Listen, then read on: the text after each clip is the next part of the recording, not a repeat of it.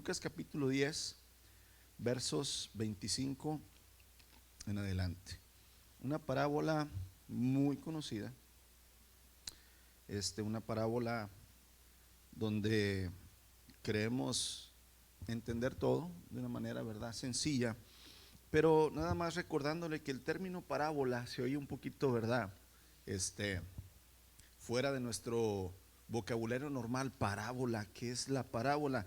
Bueno, la parábola, hermanos, viene siendo, ¿verdad?, una palabra que en griego es parabole, ¿verdad?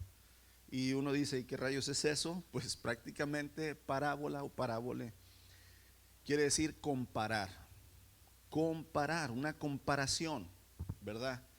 Hacer una comparación de una cosa con otra. Eso es las parábolas. Cuando usted escucha las parábolas de Cristo, está diciendo las comparaciones que el Señor Jesús hizo.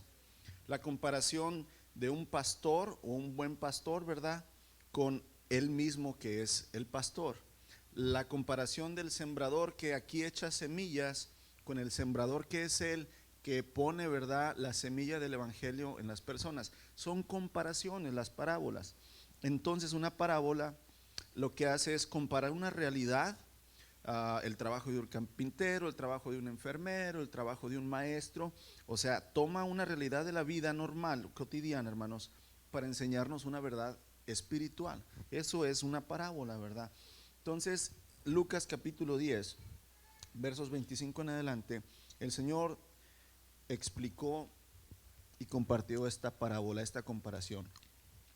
Cierto día, un experto en la ley religiosa se levantó para probar a Jesús con la siguiente pregunta: Maestro, ¿qué debo hacer para heredar la vida eterna? Jesús contestó: ¿qué dice la ley de Moisés? ¿Cómo la interpretas? El hombre contestó, verso 27, amarás al Señor tu Dios con todo tu corazón, con toda tu alma, con toda tu fuerza y con toda tu mente. Y amarás a tu prójimo como a ti mismo. Correcto, le dijo Jesús. Haz eso y vivirás. El hombre quería justificar sus acciones, entonces le preguntó a Jesús: ¿y quién es mi prójimo? Entonces, amados, Jesús respondió con una historia, o sea, con una parábola, con una comparación. Un hombre judío viajaba de Jerusalén a Jericó. Era un viaje como de 30 kilómetros, 18 millas. Era un viaje, ¿verdad? Más o menos. Un hombre judío viajaba a Jerusalén, de Jerusalén a Jericó, y fue atacado por ladrones. Le quitaron la ropa, lo golpearon y lo dejaron medio muerto al costado del camino. Un sacerdote pasó por ahí de casualidad, pero cuando vio al hombre en el suelo, cruzó al otro lado del camino y siguió de largo. Un ayudante del templo pasó y lo vio ahí tirado, pero también siguió de largo por el otro lado. Entonces pasó un samaritano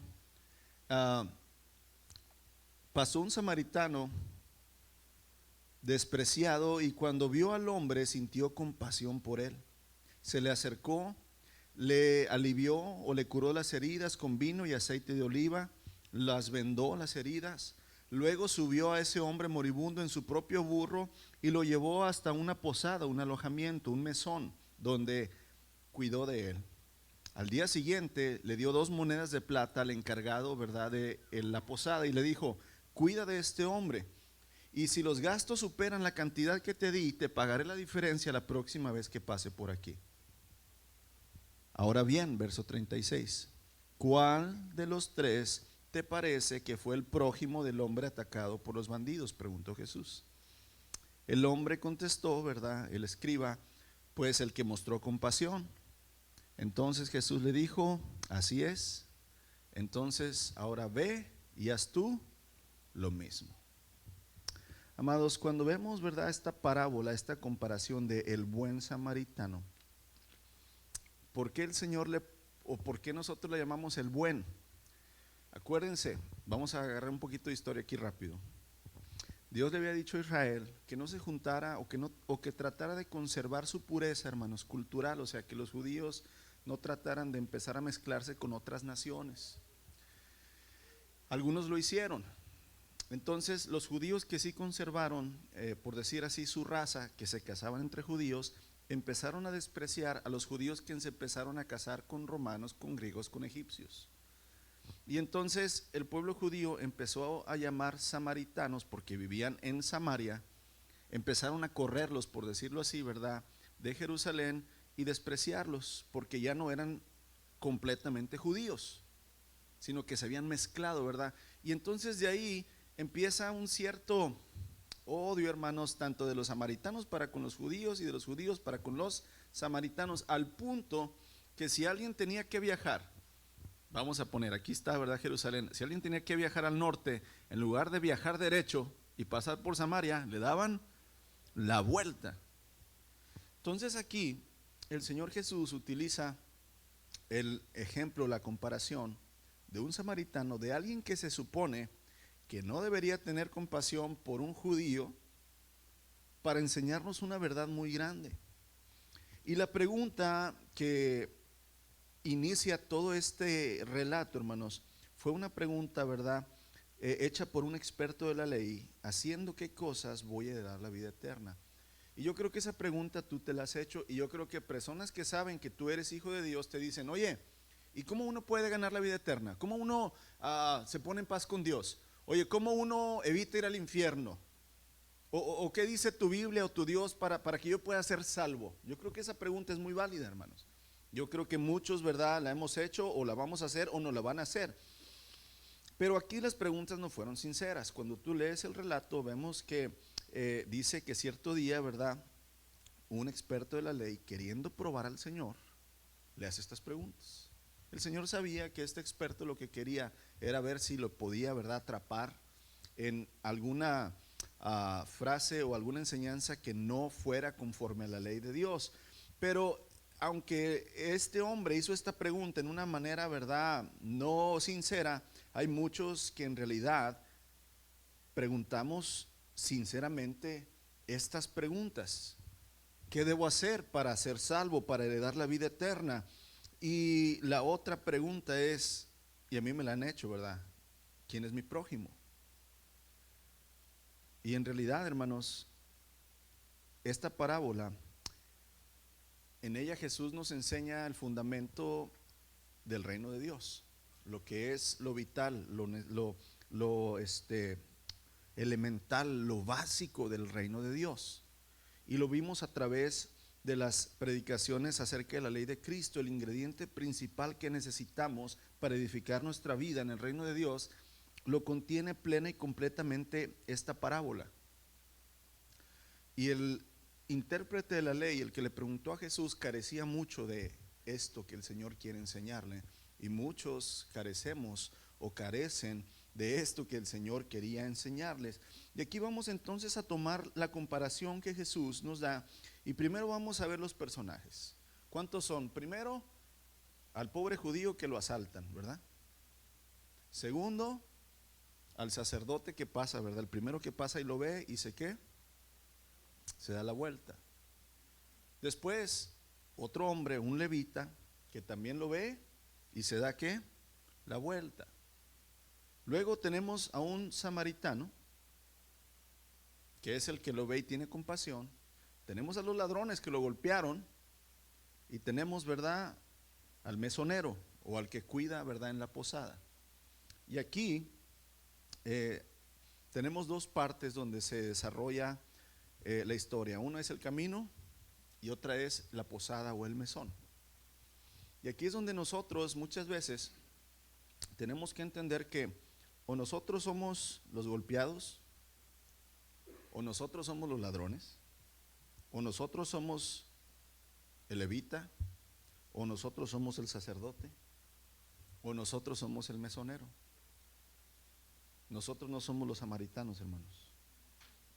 Nosotros no tenemos la capacidad de curar, de sanar, ni de vendar ninguna herida.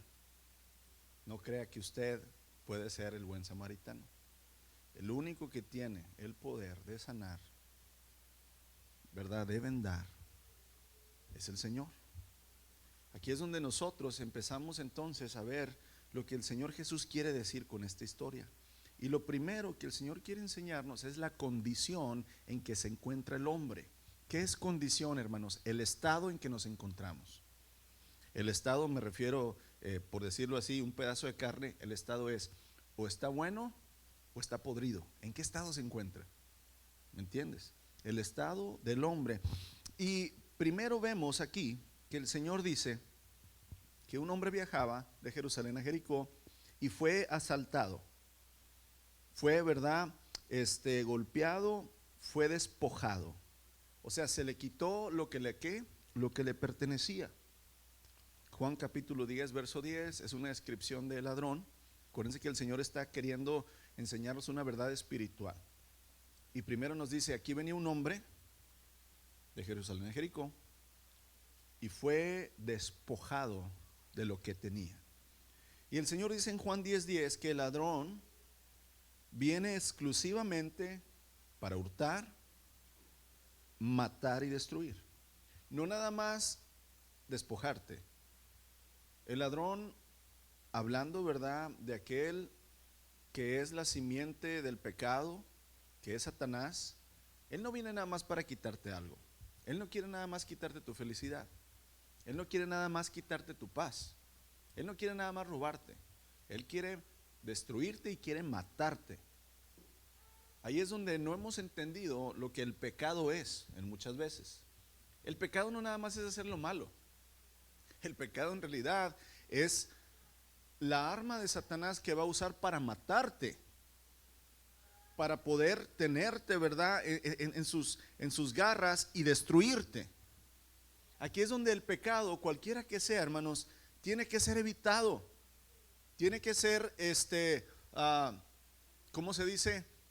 Tenemos que huir, no podemos quedarnos en el pecado, no podemos decir o creer que el pecado o tal pecado no es tan malo, sino que en realidad el ladrón viene para hurtarte, para matarte y destruirte. No nada más para quitarte algo, no nada más para quitarte tu familia, no nada más para quitarte tu salud. Él viene a matarte. Lo que él haga y quiera hacer contigo es matarte y destruirte, no nada más quitarte algo. Pero el Señor Jesús dice, pero yo he venido para que tengan vida y para que la tengan en abundancia. Y mira, algo muy claro, desde la caída de Adán hasta hoy, hermanos, el mundo ha sido la cueva de Satanás, la cueva de ese ladrón y sus demonios. Dice, ¿verdad? El Señor Jesús declara y dice, el príncipe de este mundo, dando a entender que Satanás, su dominio limitado, pero al fin su dominio es ¿dónde? La tierra. ¿Y quién vive aquí en la tierra?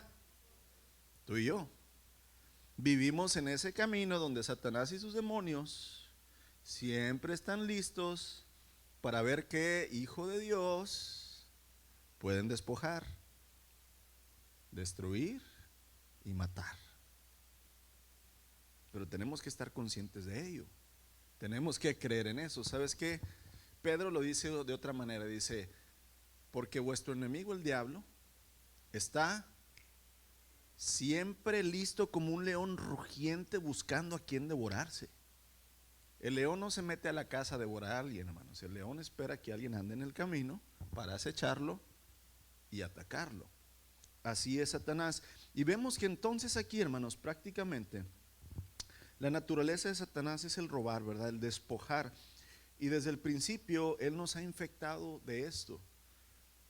Fíjese cómo de Adán, hermanos, la primera generación perfecta que Dios creó, a la segunda generación, o sea, sus hijos, ya un hijo de él mató a otro. A la segunda generación. Ya Satanás, hermanos, infectó a Caín y Caín mata a su hermano Abel. Desde aquel entonces hemos sido despojados de la santidad, de la perfección, de esa comunión perfecta que teníamos con Dios. Prácticamente, hermanos, ahora cada hombre que existe, más o menos consiste su vida en conseguir de otros lo que sea posible, aprovechándose, ¿verdad?, de las necesidades, del consumo, de la inocencia, de la impotencia del prójimo, ya sea conseguir algo material o algo emocional. O sea, aquí es a ver de quién puedo sacar provecho, a ver de quién puedo, ¿verdad?, yo obtener algo y hacerlo mío. Y así es el mundo. Un mundo donde nos despojamos unos, ¿verdad?, a otros. Nos despojamos de cosas que nos pertenecen.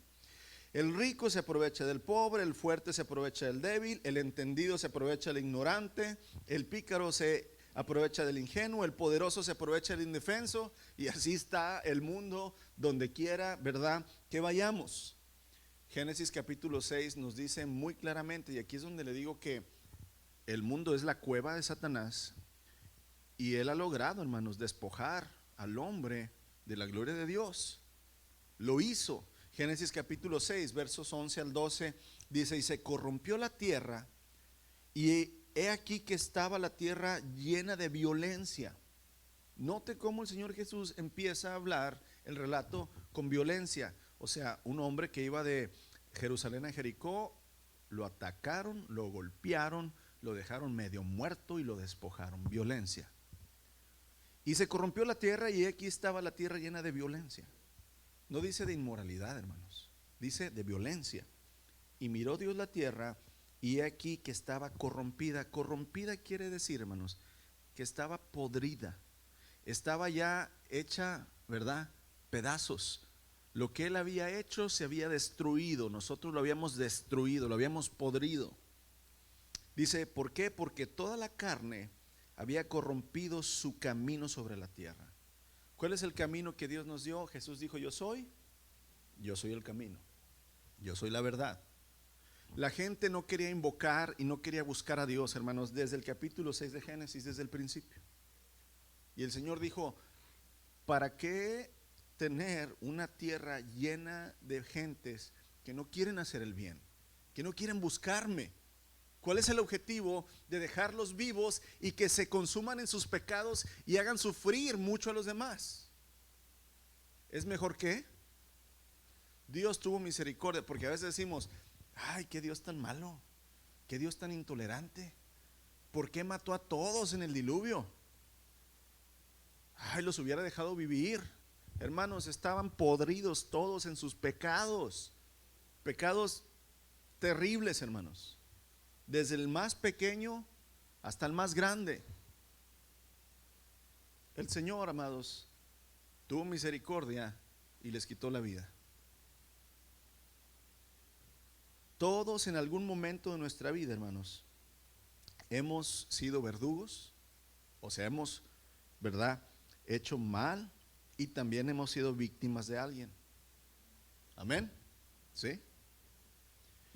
Este mundo nos ha despojado de la inocencia, de la gloria de Dios, del limpio corazón con que Dios nos envió a esta tierra.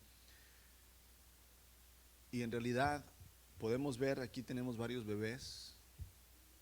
Nacemos inocentes, nacemos sin maldad, pero este mundo nos empieza a robar y despojar de las cosas que Dios nos ha dado, hermanos. Y aquí es donde es preocupante, ¿verdad?, que en el camino nos van a despojar. Ahora, no nada más el ladrón roba, sino que también dice el Señor que lo golpearon, o sea, lo hirieron a este hombre. Entonces, la primera condición, el primer estado en que estamos nosotros, hermanos, los hombres, todos los hombres y mujeres en el mundo, es que hemos sido despojados. Nos ha robado Satanás, y luego nosotros nos hemos despojado entre nosotros mismos. Segundo, el segundo estado que Dios nos muestra es que estamos heridos. Hemos sido heridos. Este hombre, hermanos, que fue robado y golpeado, recibió heridas muy seguramente cuando intentó defenderse. Cuando intentó defenderse, ¿verdad?, muy seguramente lo golpearon, sobre todo en la cabeza, ¿verdad? Porque pues los ladrones querían quitarle, despojarlo, ¿verdad?, de sus cosas. Su sola fuerza de este hombre, hermanos, fue inútil para resistirse contra los ladrones. No pudo él solo contra los ladrones. Y del mismo modo nosotros hemos sido heridos en el intento de defendernos de este mundo. ¿Cuántos de nosotros no estamos heridos por cosas que otras personas hicieron en nuestra vida? Yo creo que todos hemos sido heridos por alguien. y tratamos a nuestra manera de defendernos, de quitar eso de nuestra vida, pero no, ¿qué? No podemos, eso nos ha herido muy profundamente. Tanto, amados, que nuestra vida ha cambiado a partir de esas heridas y nos hemos vuelto peores de lo que antes, ¿verdad?, estábamos. Romanos capítulo 1, el apóstol Pablo describe aquí nuevamente la condición en que se encuentra o en que nos encontrábamos antes de venir a Cristo. Romanos capítulo 1, versos 28. Acuérdense, estamos hablando que Jesús está describiendo cómo es que nos encontramos espiritualmente los hombres en el mundo, despojados, ahora heridos. Verso 28, Romanos 1, 28 en adelante. Dice, aquí está hablando de que los hombres negaron a Dios, no le buscaron. Dice, por eso, pensar que era una tontería, los hombres pensaron que era una tontería reconocer a Dios. Por lo tanto, Él los abandonó a sus tontos razonamientos y dejó que hicieran cosas que jamás deberían hacerse. Se llenaron de toda clase de perversiones, de pecados, de avaricia, de odio, de envidia, homicidios, peleas, engaños, conductas maliciosas y chismes. Verso 30, póngase la capa o póngase, ¿verdad?, para las pedradas que vienen. Son traidores, insolentes, arrogantes, fanfarrones, gente que odia a Dios, inventan nuevas formas de pecar, desobedecen a sus padres, no quieren entrar en razón, no cumplen lo que prometen, son crueles, no tienen compasión. Saben bien que la justicia de Dios exige que los que hacen estas cosas merecen morir. ¿Cuántos de nosotros sabemos? Si haces algo malo, mereces algo bueno, amén. No. Todos sabemos. Haces mal, ¿y qué mereces? Mal, mereces castigo. Todos lo sabemos. Desde un bebecito que ya le diste varios manazos, cuando le dices no agarres eso, al momento que él ve lo que quiere agarrar, pero que papá y mamá le dicen que no, primero voltea y luego agarra, porque él ya sabe que al hacer el mal merece un castigo. Dice Pablo, hey, no quieren entrar en razón, saben bien que la justicia de Dios dice que los que hacen cosas o estas cosas malas merecen morir, pero ellos al igual las hacen. Pero aún peor, invitan a otros a que también las hagan. Hermanos, estamos tan heridos espiritualmente que estamos muertos. No nos importa Dios, no nos importa lo que diga Dios, no creemos en Él, no queremos hacer lo que Él nos dice. Así es que nos entregamos completamente a nuestra manera muerta de vivir. Estamos tirados por todos lados. Amados, la gente que está sin el perdón de Cristo está muerta. Espiritualmente estamos hablando. Está muerta.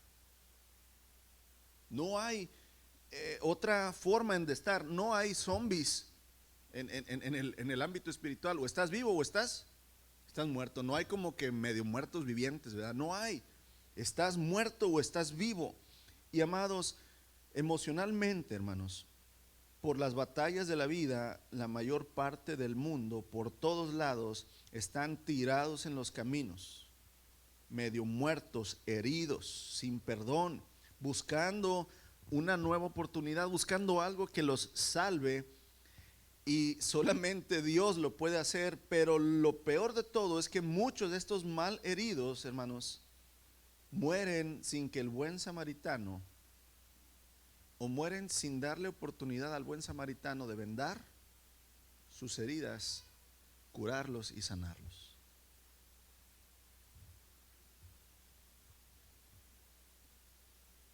Aquí es donde el sacerdote y el levita, o sea, aquellas personas buenas, no son suficientes para ayudar a salvar las almas del mundo.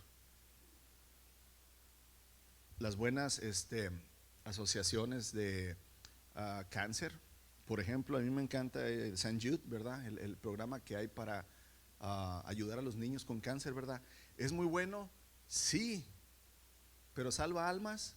No. Nada más salva niños con cáncer. Y hay muchos programas buenos en esta vida, hermanos, que ayudan a la gente, sí, pero no son suficientes. No salvan el alma. Solamente hay una manera en que se puede sanar heridas del espíritu, de las emociones, y vuelven a vivir, ¿verdad? Estas personas, y es solamente por medio del buen samaritano. Ahora, estamos despojados, heridos, y lo otro que describe el Señor Jesús, porque si lo ves aquí en Lucas 10, dice que lo dejaron medio muerto. Lucas capítulo 10, nada más para que chequen, ¿verdad?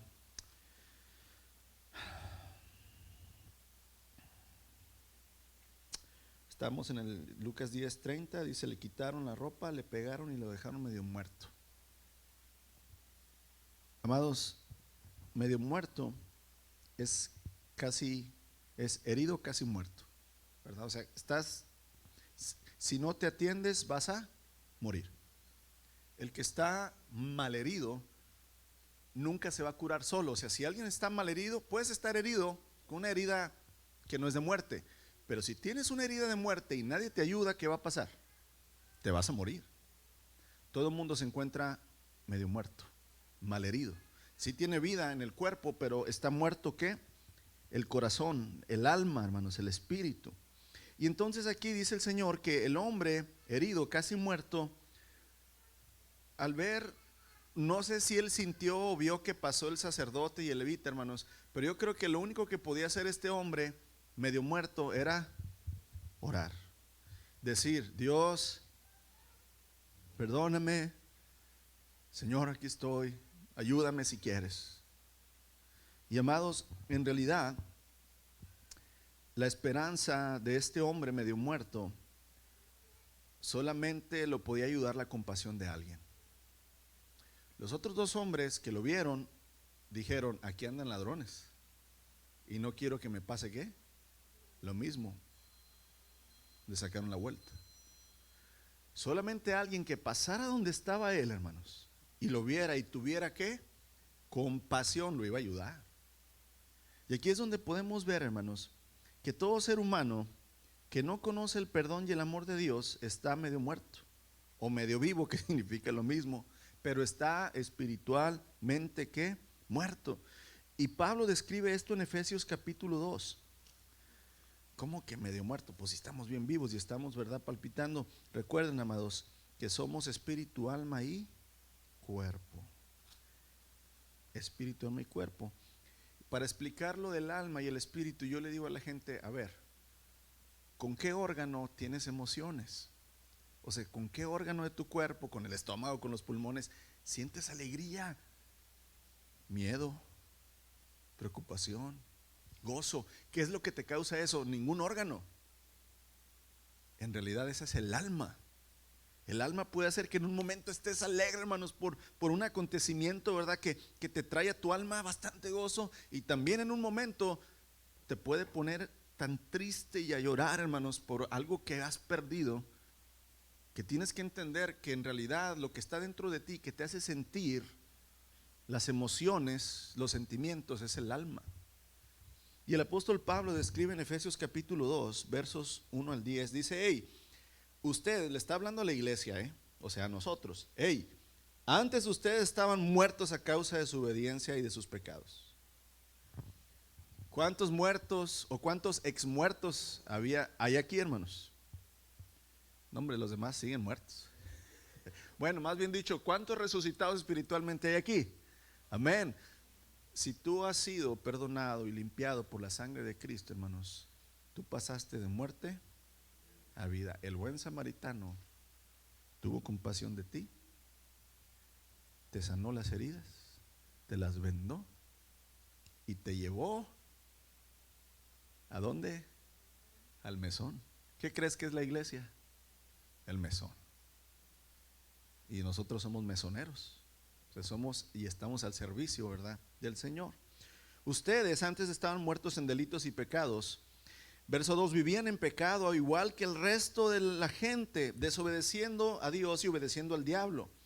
El diablo es el líder de los poderes del mundo invisible, quien es el espíritu que actúa en el corazón de los que se niegan a obedecer a Dios. Ayer estaba platicando con Javier y dice Javier, es que nomás hay una u otra, ¿verdad? O eres de Dios o eres del diablo, estás muerto, estás vivo. Aquí lo confirma el apóstol Pablo, si no obedeces a Dios, ¿a quién obedeces? Al diablo. Verso 3, todos vivíamos así en el pasado, siguiendo los deseos de nuestras pasiones, la inclinación de nuestra naturaleza pecaminosa. Por nuestra propia naturaleza éramos objeto del enojo de Dios, igual que todos los demás. Pero viene lo precioso, hermanos, que describe al samaritano, verso 4. Pero Dios es tan rico en misericordia. Amén. Pero Dios es tan rico en misericordia y nos amó tanto que a pesar de que estábamos muertos por causa de nuestros pecados, nos dio vida cuando levantó a Cristo de los muertos. Es solo por la gracia de Dios que ustedes han sido salvados. Amén. Verso 6, pues nos levantó de los muertos junto con Cristo y nos sentó con Él en los lugares celestiales porque estamos unidos a Cristo Jesús. De modo que, ¿te acuerdas cuando ese samaritano levanta, verdad, al hombre y lo pone en el burrito, en su asiento, verdad? Dice, de modo que en los tiempos futuros Dios puede ponernos como ejemplos de la increíble riqueza de la gracia y de la bondad que nos tuvo, como se ve en todo lo que ha hecho por nosotros que estamos unidos a Cristo. Verso 8, Dios los salvó por su gracia cuando creyeron. Ustedes no tienen ningún mérito en esto, es un regalo de Dios. La salvación no es un premio por las cosas buenas que hayamos hecho. Así que ninguno de ustedes puede enorgullecerse de ser salvo. O sea, no podemos decir, como yo soy nieto de misionero, hijo de pastor, ¿yo soy qué? Yo soy salvo porque soy bueno, hermanos. No, dicen, ninguno de ustedes puede qué. Todos han sido salvos por gracia, por la rica gracia de Dios. Verso 10, pues somos la obra maestra de Dios. Él nos creó de nuevo en Cristo Jesús. ¿Con qué fin? Fíjate con qué fin te resucitó Dios, con que hagas las cosas buenas que Él preparó para ti tiempo atrás. Amados, entonces vemos la condición del hombre: despojado, herido, medio muerto. Así está el mundo, así está nuestros amigos, así estábamos nosotros, ya no, pero así está nuestra familia, nuestros amigos, nuestros vecinos. Están ahí. Pero tú no eres el buen samaritano, tú nos puedes salvarlo. Tú puedes ser el mesonero, el que atiende. Y aquí es donde entonces entra, hermanos, lo bueno del cuento, la posición de Cristo. Nosotros no podemos hacer nada porque estamos medio muertos. Pero ahora Cristo, hermanos, la posición de Cristo la podemos ver, ¿verdad? Prácticamente en los versos 33 a 35, donde estamos ahí en Lucas. Pero bueno, obviamente sabemos que el buen samaritano es Cristo Jesús. Es el único que puede sanar heridas, vendarnos, levantarnos, ¿verdad? Y en realidad, hermanos, cuando tú ves el relato, el buen samaritano no tenía ninguna obligación con el judío. Acuérdense, se consideraban enemigos, pero tuvo compasión. Y la compasión es un sentimiento, hermanos, donde tú, sabiendo que alguien no se merece el bien, lo haces. ¿Cuántos de nosotros tenemos compasión de las personas que no se merecen nuestro apoyo, nuestra atención, nuestro perdón? Tenemos compasión, porque acuérdate la pregunta que le hizo el intérprete de la ley: ¿qué debo hacer para dar la vida eterna? Y el Señor le está contestando con una comparación. Le está diciendo: tú tienes que hacer lo mismo que el samaritano para que puedas tener vida eterna. Y aquí estamos hablando de la compasión y el amor. Y entonces Vemos que el samaritano, hermanos, aunque no tenía ninguna responsabilidad o deber de detenerse y ayudar al judío que estaba mal herido, lo hizo. Lo hizo. Del mismo modo, hermanos, como muchos de los judíos rechazaron a Jesús, Juan 11:1 dice: a lo suyo vino y los suyos no lo recibieron. También hoy en día muchos rechazan al Señor. El Señor dice en Mateo 7:13: entren por la puerta que es pequeña, porque la puerta ancha, ¿verdad?, es muy espaciosa. Esa puerta es la puerta de la perdición, donde todos entran, son todos aquellos que quieren hacer su voluntad. Esa es muy ancha, pero la puerta pequeña, estrecha, muy poquitos que entran. Hoy la gente, hermanos, no sigue creyendo en Jesús, pero aunque muchos le hemos rechazado, Él ha sido movido a misericordia y nos ha levantado cuando estábamos medio muertos. Ponte a pensar, hermanos, en realidad tú no fuiste salvo porque tú quisiste ser salvo. Dios tuvo compasión de ti, aunque no te la merecías. No es por tu fe propia que has sido salvo, sino es por la fe que Él ha puesto en ti. Él ha tenido compasión, amados.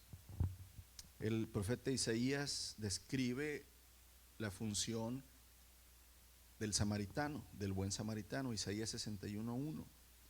El Señor dice: porque el Espíritu de Jehová, el Señor, está sobre mí, porque me ha ungido y me ha enviado a predicar las buenas noticias a los abatidos, o sea, a los heridos.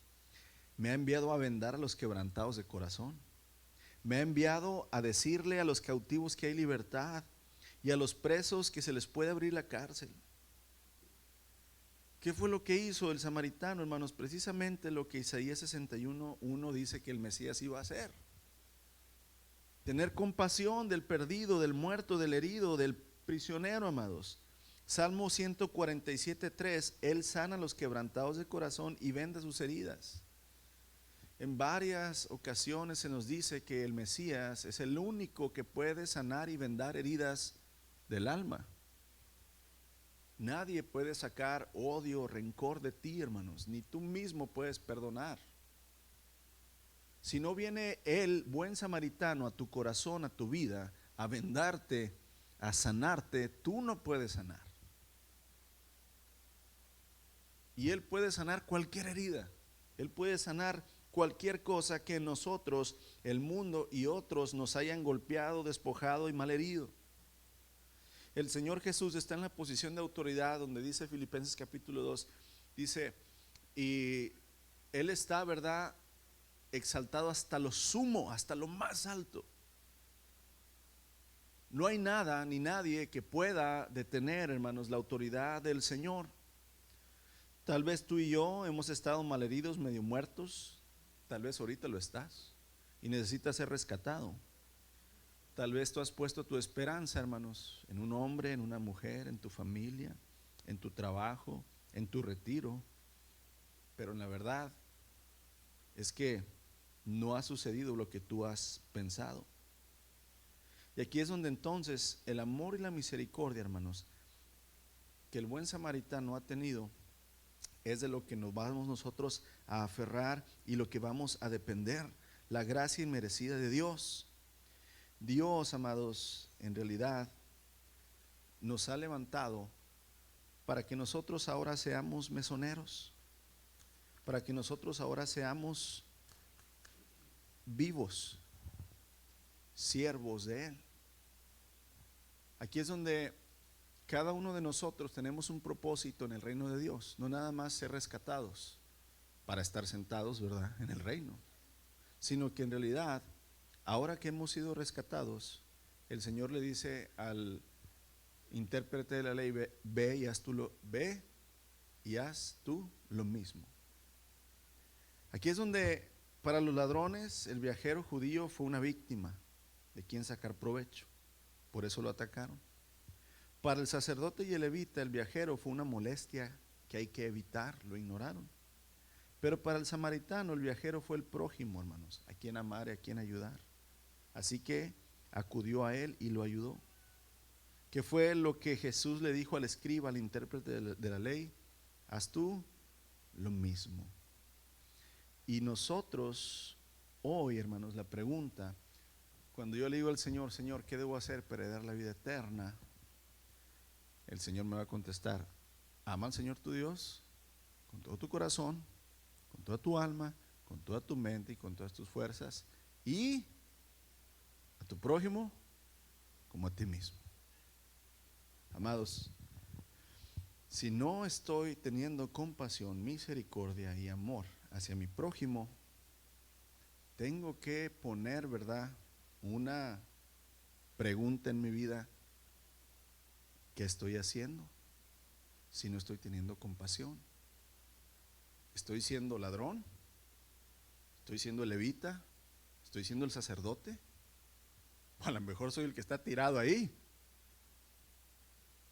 siendo que debo ser el mesonero, el que atiende al herido, el que lo ayuda al Señor, ¿verdad?, nada más a cuidarlo. El Señor es el que sana, el Señor es el que levanta, pero entre nosotros, amados, debemos cuidarnos. Entre nosotros debemos tener compasión. Entre nosotros debemos tener misericordia unos de otros. Quiero terminar con Gálatas 6:10. El apóstol Pablo, ¿verdad?, diciendo a la iglesia en Galacia: así que según tengamos oportunidad, hagamos bien a todos, y mayormente a los de la familia de la fe. Esto quiere decir, vamos a ponerlo en esta perspectiva. Mira, si puedes ayudar a un samaritano, o sea, alguien que no es del cuerpo de Cristo de la iglesia, hazlo. Pero ayuda principalmente a los de la familia de la fe. Ten compasión, ten amor y misericordia. Amados, todos conocemos personas que están heridas por el pecado, heridas por la amargura, heridas por las traiciones, heridas por su propio pecado, su propia maldad. Y si las vemos y no compartimos la palabra de Dios, si las vemos y no les mostramos amor, somos como el sacerdote, los levitas y los ladrones. No podemos ser indiferentes hacia la necesidad, hacia el dolor de los demás, hacia el sufrimiento de los demás. Si volteamos nada más la cara, voy a orar por él. Tampoco pongas en tu mente que tú los vas a sanar. No eres el samaritano. No los puedes sanar. No los puedes sanar. Pero el buen samaritano te dice: ten, ahí te van 2 monedas, cuídalo. Y si en algo gastas de más, yo, cuando regrese, te lo voy a pagar. Y aquí es donde nosotros estamos, hermanos, aquí atrás de la mesita, ya habiendo recibido del Señor su amor, su gracia, su misericordia, su bendición. Y ahora yo tengo que, hermanos, tener compasión de aquel que está herido como yo estaba, medio muerto. Y aquí es donde el Señor nos invita a que hagamos lo mismo. Pídele al Señor: Señor, ayúdame a hacer lo mismo que tú, Señor, dices que hizo el buen samaritano, para poder yo, Señor, entrar en el reino de los cielos. No te vas a ganar la salvación, hermanos. Esto no es para ganar la salvación. Esto es simplemente para entender que sí eres parte del reino de Dios. Así es que cada uno, amados, pide al Señor, ¿verdad?, en su corazón: Señor, si estoy herido, sáname, Señor. Ayúdame a sanar. Levántame, Señor. Dame, Señor, tu fuerza. Dame, Señor, tu sabiduría. Dame, Señor, tu compasión. Y luego, Señor, levántame y ayúdame yo ser, ¿verdad?, aquella mano, aquel cuerpo tuyo, Señor, para que tú sigas haciendo tu obra de rescatar, ¿verdad?, en esta tierra a todos los que todavía no han recibido la vida eterna. Señor Jesús, ¿quién más que tú, Señor, para rescatar? ¿Quién más que tú para perdonar? ¿Quién más que tú, Señor, para restaurar? Solamente tú lo puedes hacer. Nosotros tenemos tu espíritu, Señor, porque tú nos lo has dado. Y todo lo que podemos hacer, Señor, es por medio de ti. Ayúdanos, Señor, a entender que tú nos has salvado con un propósito, Señor. Y ese propósito es seguir haciendo tu obra aquí en la tierra. Padre, que aquel que está malherido, medio muerto, podamos, Señor, tener compasión y podamos invertir tiempo, Señor, invertir dinero, invertir emociones en él o en ella para que, Señor, tú lo sanes, tú lo rescates, Señor. Ayúdanos a no ser indiferentes, Señor, a aquellos que sabemos que aún no son salvos, Señor, que aún no han escuchado, que aún no han aceptado, Señor, ese regalo de vida que tú das, Jesucristo. Bendito eres, Señor. Gracias por rescatarnos, gracias por salvarnos y gracias por ponernos en un lugar seguro, Señor, que es tu mano, Señor, tu presencia. Ayúdanos a ser, Señor, aquellos hijos obedientes, aquellos hijos que siguen tus pasos y que hacen lo que tú hacías. Señor, llama a salvación a aquellos, Señor, que tú quieres, Padre, a quien tú hayas tocado, bendito Dios, llámalos a tu salvación, que no se resistan, Señor. Que tu Espíritu, Señor, llene, Señor, las vidas de aquellos que necesitan ser restaurados, Padre, y que llenen la vida de nosotros, Padre, que estamos creyendo y sirviéndote, Padre.